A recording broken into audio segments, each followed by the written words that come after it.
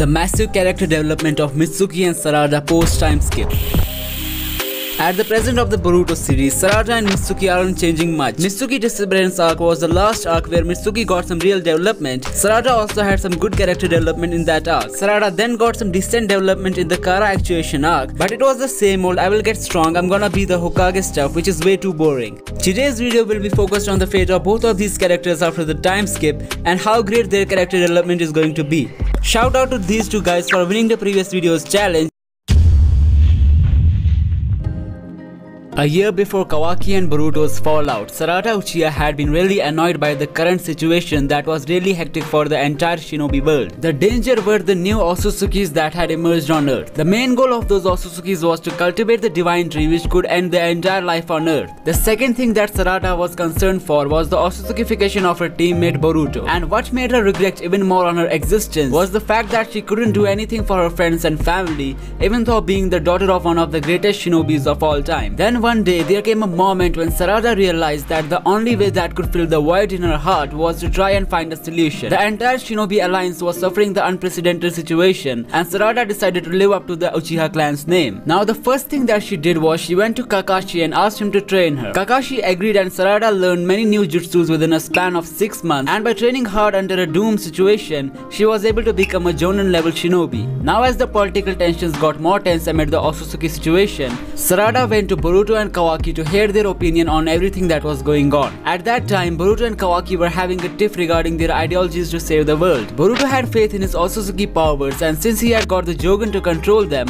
he wanted Kawaki to follow his plan of going all out against the Osatsukis. While Kawaki was afraid that the difference in their power levels against the Osatsukis was huge, and they could easily get killed if they even tried to go all out against them. Kawaki's plan was to send all the shinobis to other dimension, as it's the only way which could save the lives of thousands of people. The difference in their perspective had sparked off a rivalry between the two, where both of them wanted to handle the situation in their own way. Boruto told Kawaki that his plan does not secure a safe future for the people and that they should try defeating those Osatsukis instead. Kawaki left Boruto angrily and decided not to argue anymore. Sarada, who witnessed this argument, quickly came to the conclusion that Kawaki's plan was more reliable than Boruto's. So she went to meet Kawaki alone in the evening and told him that she believed in his strategy and that she wants to help him in his plan.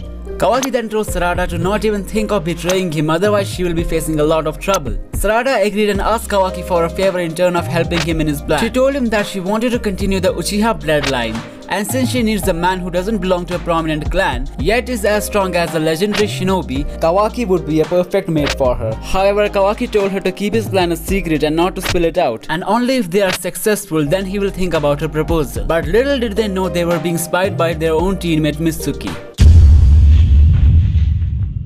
After hearing the conversation between Sarada and Kawaki, Mitsuki hastily went to Boruto in order to report the whole situation to him. Boruto told him that maybe that day is not so far away when he will be going against his own teammate. Mitsuki told Boruto that they will need to come up with a good strategy, as Kawaki won't be leaving a stone unturned to accomplish his goal. Boruto told Mitsuki that the clash with the Osatsukis is not so far away and that they should prepare themselves for both the inside and the outside danger. The way of the shinobi is to endure a hardship and ultimately find a way through. If they don't do anything about Kawaki's will, then their chances of restoring the peace on Earth shall be gone too. Mitsuki told Boruto that he has got a strategy in his mind that could work to some extent.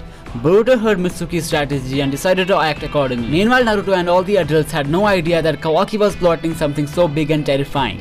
Sasuke became the first person who got to know about this, and that too by his student Boruto. Sasuke told Boruto that this situation is really alarming, and since he has lost his Rinnegan, they might not be able to bring back everyone since the time with the new Osatsukis is running out as well. Boruto told Sasuke that they should try going all out against the Osatsukis, but Sasuke told him that that would be a straight out mission. Sasuke then told Boruto that they will need some time before coming up with a solid plan. Furthermore, Boruto hid the fact from Sasuke that Sarada had joined hands with Kawaki for obvious reasons, and surprisingly, Sasuke told Boruto that it is the right time for Sarada's Mangekyou awakening. Boruto asked Sasuke what does he mean, and Sasuke told him that he is going to put Sarada in Tsukuyomi to make her witness the death of her loved ones. In this way, her Mangekyou Sharingan shall awaken, which will be really helpful against the Osatsukis. Boruto's face got totally pale as he realized it would just strengthen Kawaki's plan even more. Boruto wanted to stop Sasuke but didn't find any false reason to tell him, so he just stood silent and accepted his fate. Months passed and the day finally arrived when the Shinobi Alliance was supposed to go against the Otsutsuki. Boruto and Sasuke went to the front line first, followed by other shinobis. Sarada, who had unlocked her Mangekyou Sharingan, used it to put the victims of Kawaki in Genjutsu before they could be sent to another dimension. Their plan was apparently about to go good, but suddenly Mitsuki appeared behind Sarada in Sage Mode in order to stop her from fulfilling Kawaki's wish. After a brief conversation, Sarada didn't accept to switch sides and Mitsuki had no other choice but to go all out against her. As their fight had just begun, Kawaki appeared out of nowhere and smacked down Mitsuki really hard. He then used his karma to send him to the new dimension. Sarada thanked Kawaki for saving her and they continued their plan of evacuating the Shinobi village. Mitsuki's plan was to brainwash Sarada and to make her switch sides, but since Sarada didn't fall into Mitsuki's trap, it was clear that she had totally fallen for Kawaki. Meanwhile, Sasuke got killed in action against the Otsutsuki, which made Boruto go all out against the deadly outsiders. Now, to honor Sasuke's death,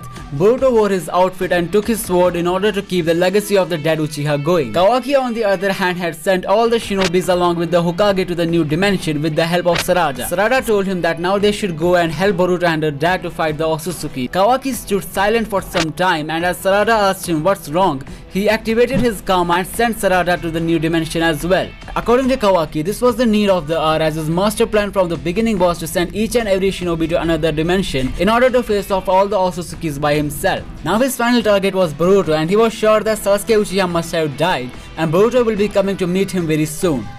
Kawaki waited patiently for Boruto on the Hokage mountain, and then he finally appeared and the scene from the flash forward sequence took place.